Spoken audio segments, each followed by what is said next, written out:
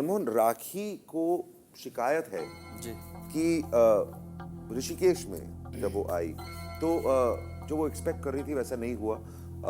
बाकी 3 लोगों के साथ जो हुआ, उनके परिवार वालों के साथ जो हुआ, वैसा तुम्हारे परिवार वालों के साथ नहीं हुआ। बिकॉज जितना वक्त वो चाहती थी वो नहीं मिला।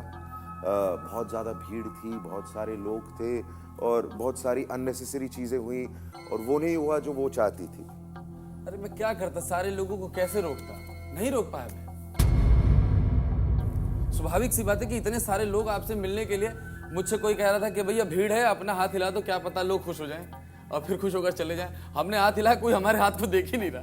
तो उस आप ही से मिलने के लिए बिल्कुल ही इतने सारे लोग थे, मैं कैसे उन सारे लोगों को रोक देता। मैं जहां तक रोक दिल्ली सकता भी था तो गई थी, यहाँ भी तो गई थी। आपको पता है दिल्ली में मेरे कितने फैंस हैं? बिल्कुल। पूरा दिल्ली मुझे प्यार करता है।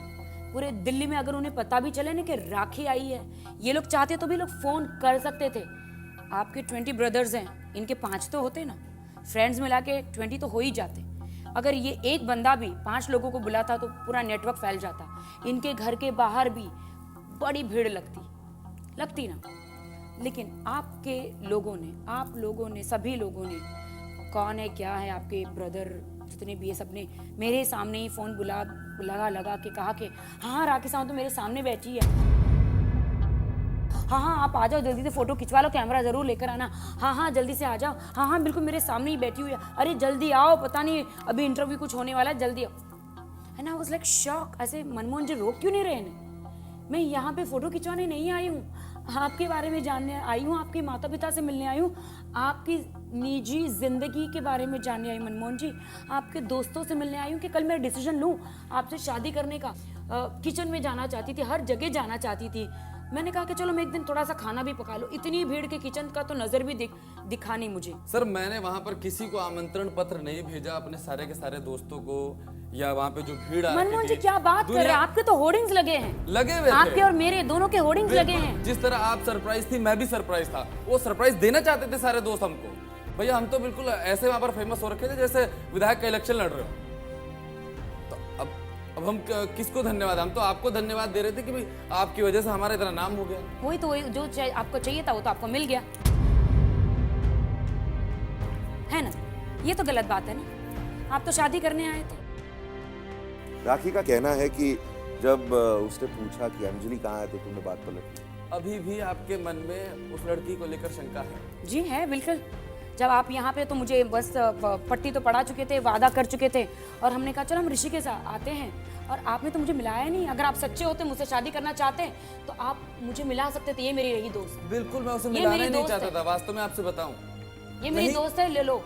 इसलिए आपके दिल में कुछ है, दिमाग में कुछ। मेरे दिल में भी वही है और दिमाग में भी वही है, और कौन? पूरे शरीर में भी वही है। जो अंजलि, मेरी सोच। मैं आपके सिर्फ दिमाग में हूं।